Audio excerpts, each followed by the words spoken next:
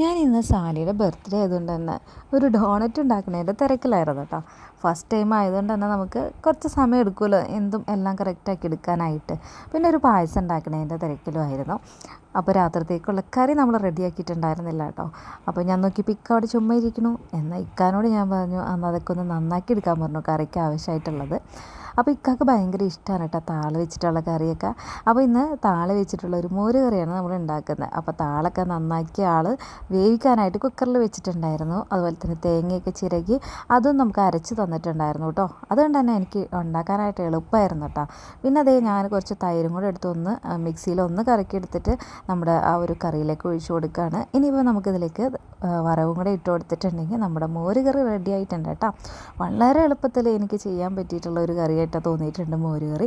നിങ്ങൾക്ക് ഈ ഒരു കറി ഇഷ്ടമാണെന്നുണ്ടെങ്കിൽ ഒരു റെഡ് ഹാർട്ട് തന്നേര് കേട്ടോ. അപ്പോൾ വീഡിയോ ഫോളോ ചെയ്യാൻ മറക്കണ്ട കേട്ടോ.